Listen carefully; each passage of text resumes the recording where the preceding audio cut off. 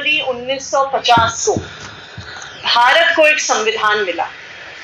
उस संविधान ने कहा कि भारत एक लोकतंत्र है। इसका क्या मतलब हुआ? लोकतंत्र का मतलब हुआ कि फैसले लेने का अधिकार अब भारत देश में सिर्फ और सिर्फ भारत के लोगों को होगा। भारत के लोग वोट डालेंगे, अपने प्रतिनिधि चुनेंगे, वो प्रतिनिधि 5 साल तक काम करेंगे। उनका काम सही है कि नहीं, उनका काम गलत है, अच्छा है, बुरा है, ये लोकतंत्र में तय करने का अधिकार हमारे संविधान ने देश की जनता को दिया है। और इसीलिए 5 साल में एक बार हमारे संविधान के अनुसार देश में चुनाव होते। लेकिन संविधान के खिलाफ जाते हुए, लोकतंत्र के सिद्धांत के खिलाफ जाते हुए केंद्र सरकार एक कानून लेके आई जो 11 अगस्त 2023 को नोटिफाई हुआ, जीएनसीटी अमेंडमेंट एक्ट 2023। ये कानून क्या कहता है?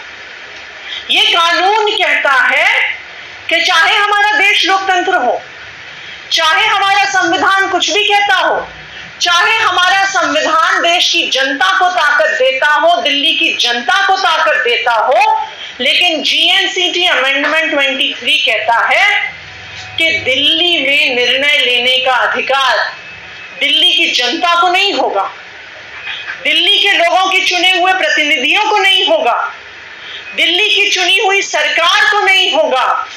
दिल्ली में निर्णय लेने का अधिकार अनइलेक्टेड ब्यूरोक्रेसी के पास होगा और एक अनइलेक्टेड लेफ्टिनेंट गवर्नर के पास होगा।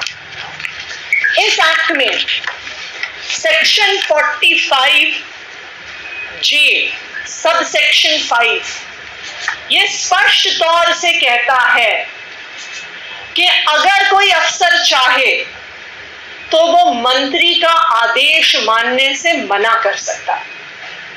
ये सेक्शन कहता है कि अगर दिल्ली सरकार में मुख्य सचिव, चीफ सेक्रेटरी चाहे तो वो मंत्री के दिए हुए आदेश को मानने से मना कर सकते हैं, उसको एग्जीक्यूट करने से मना कर सकते हैं।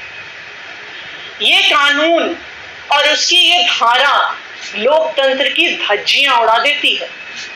और इसका परिणाम 11 अगस्त को ये कानून नोटिफाई हुआ और इसका पहला परिणाम हमें 21 अगस्त को ही देखने को मिल गया, जहां पे दिल्ली के चीफ सेक्रेटरी नरेश कुमार जी ने एक 10 पन्ने की चिट्ठी लिखकर चुनी हुई सरकार के मंत्री को के आदेश को मानने से इनकार कर दिया। मैंने 16 अगस्त को सर्विसेज मिनिस्टर और विजिलेंस मिनिस्टर होने के नाते chief secretary, secretary services, secretary vigilance को एक आदेश दिया और 16 अगस्त के दिए हुए आदेश को के बाद चीफ सेक्रेटरी ने 21 अगस्त को 10 पेज की एक चिट्ठी लिखी और उसमें जीएनसीटी अमेंडमेंट एक्ट का हवाला देते हुए स्पष्ट अक्षरों में कह दिया है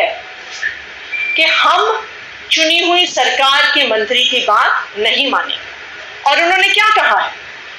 उन्होंने कहा है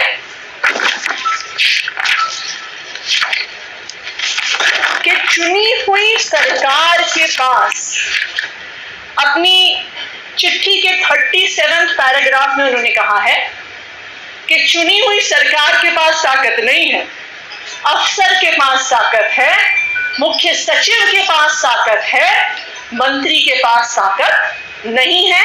ये चीफ सेक्रेटरी ने लिखित में ब्लैक एंड व्हाइट में लिख के दिया।